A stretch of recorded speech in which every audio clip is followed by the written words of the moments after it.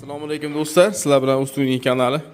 Do'stlar, bugungi videoroligimizda biz sizlarga kerakli va manfaatli bo'lgan videorolik ko'rsatmoqchimiz. Marhamat ko'rib tomosha qiling. Agar videoroligimiz sizga ma'qul kelgan bo'lsa va o'zingizga kerakli ma'lumotlar olgan bo'lsangiz, like bosib, kanalga obuna bo'lib qo'yishni unutmanglar. Xullas do'stlar, sizlarga jiddiy ravishda ko'rsatsak, prosmotr qilmayapsizlar. Demak, YouTube'ga media ravishlar yaxshi yer ekan. Shuning uchun mediaga o'tib olamiz, faqat YouTube uchun. Xo'p do'stlar, bu avtomobilimizga kechqurun yaxshi yoritmayapti deyishganligi uchun Nexia 1larga hozirgi holatda nima qilishligini ko'rsataman sizlarga. Bu o'zining radnoy optikasi. Buni bilasizlar, mana chiziqlari bo'ladi. Bu chiziqlar o'zini radnoy sariq lampochkasini yo'nalishini o'sha bitta yo'nalishda qilib berish uchun chiqarilgan. Buni o'ziga LED qo'yib qo'yadigan bo'lsangiz, yo'nalish o'zgarib ketib qoladi. Atak qo'ysangiz bo'ladi, lekin effekti 100% bilinmaydi. Biz hozir bu avtomobilimizga oldi stiklosini o'sha tekis chizig'i yo'g'idan va E7 H4 mini lens o'rnatib berganmiz. Bu ham juda effektli narsa hisoblanadi. Chunki kechqurunlar ham regirovkalar qilganmiz uni. Buni o'rnatish tartibi do'stlar mana. Tekis shishani qo'yasiz. Qo'ygandan keyin buni germetik qilib yopishtirib, ledni ichki tomoniga qo'yasiz.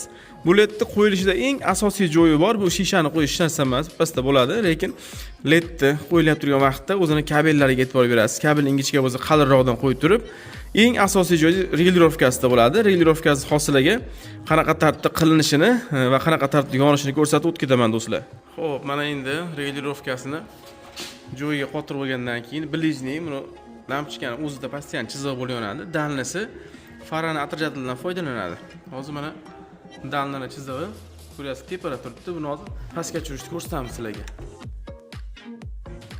O'sha yerdan burilsa, dalnini chizig'i pastga tushadi sekin. O'rta holatga tushirib qo'yiladi buni. Yana ozgina tushiring. Bo'ladi. Mana do'stlar.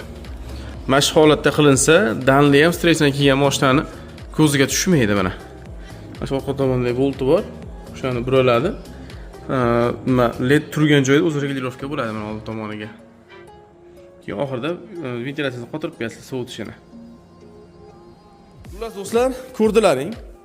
Kechqurun ham yonishi ancha effektli bo'ladi. Sababi o'zlarining lampochkalari sariq bo'lgan, effekt ancha past bo'lgan. Sababi bir kun oldin kechqurun olib kelganlarida razницасini ko'rib olganmiz. Hozir regulirovkalarni qilib berdik. Endi kechqurun yurib ko'rishadi. Agar regulirovkasi mabodo pastligiga balandlik qilsa, orqasidan o'zgartirib beraveramiz.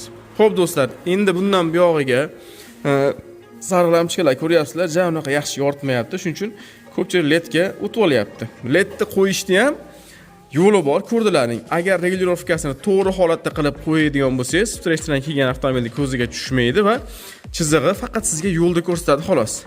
Agar regulirovkani to'g'ri qilmaydigan bo'lsangiz, bu narsa stressdan ko'zini ancha qiynab qo'yadi.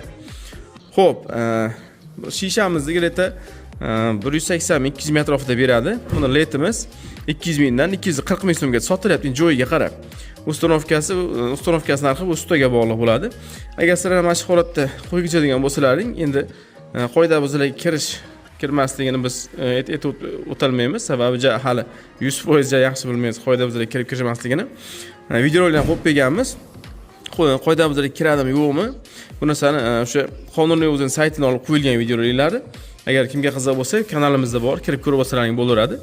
Bu narsani o'rnatish tartibi xuddi shunaqa holatda bo'ladi. Sizlarga sommalari va qanaqa holatda regulirovka qilishini ko'rsatdim.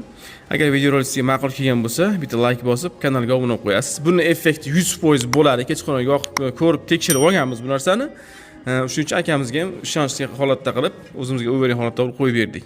Bitta like bosib, kanalga obuna bo'lib qo'yish esdan chiqmasin. Bunaqa yaxshi ma'lumotlarni hamma YouTube kanallarida ham ko'rsatib o'rmaydi do'stlar. Sog' bo'linglar, salomat bo'ling do'stlar, rahmat sizlarga.